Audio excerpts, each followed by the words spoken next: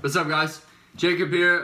Just gonna make a quick video. In this video, I'm gonna talk about breakfast. Okay, breakfast is the most important meal of the day, and I'm not talking about 8 a.m. breakfast. This is just whatever meal you're having that is breaking your fast. Okay, that's what breakfast is, right? And so, the reason breakfast is the most important meal of the day is breakfast kind of sets the baseline for your body.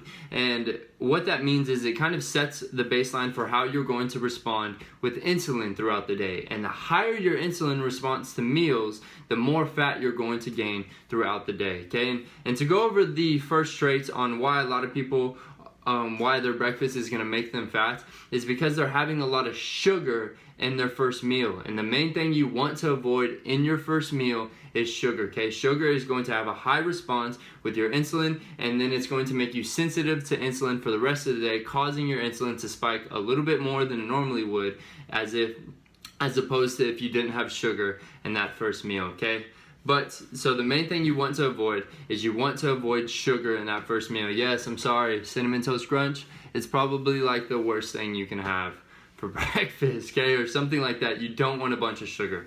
All right, real fast though, I'm gonna go over what you do want to have. Okay, so when you're thinking about breakfast, there are 4 components to your breakfast. Okay, you want it to be high fat, you want it to be high protein, you want it to be low carb, and whatever carbs those are, you want them to be low glycemic, which I will talk about in a moment.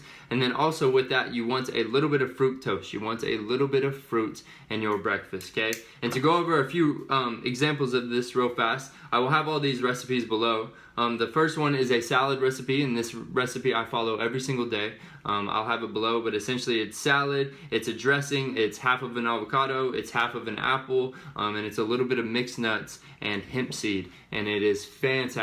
Okay, everyone I've given this salad recipe to, they literally tell me it's the best salad they've ever had. Okay, so try out that salad. Also, another one you can have if you're not plant-based yourself, if you're having eggs, you can have eggs, sautéed vegetables, so sautéed spinach and kale, that's what I used to do, a half of an avocado, and a handful of berries. Okay, this is something that I used to make back before I was plant-based, and it was fantastic. It was such a good meal. Sometimes I would throw in a little bit of sweet potato in there, and it would taste so good. Oh my gosh, it was so good.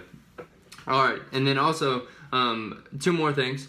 If you're gonna have a smoothie in the morning, the best thing to do is to have your protein powder. Also, you want to avoid whey protein because whey protein also has high insulin response. They say, I was watching this video where they were comparing it to white bread, which is one of the worst things for you to eat.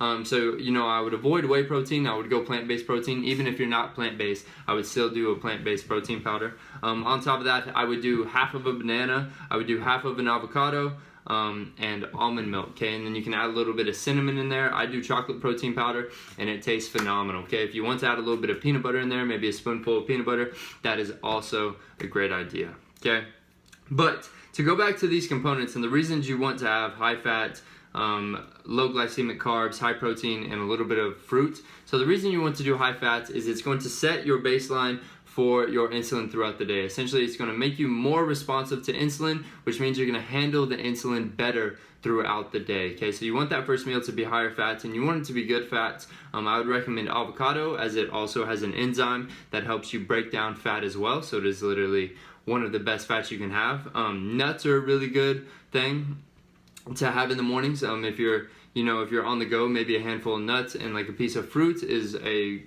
great breakfast to have, and something that's just higher in fat like that. Okay, eggs are also a good source for fat. Along with that, you want it to be high protein. So the reason you want it to be high protein is this is going to help set the building block and the foundation for your body. Okay, protein is really great for your immune system. Protein is great for your muscles. Protein is one of the primary driving forces for your body, and it's also shown that if you have a high protein breakfast, you will actually burn more body fat throughout the day. That's another thing from Tim Ferriss. He recommends all of his clients to have 30 grams of protein in their first breakfast. Okay, and then also, so going to the next one, the low GI carbs. So essentially, low GI means low glycemic.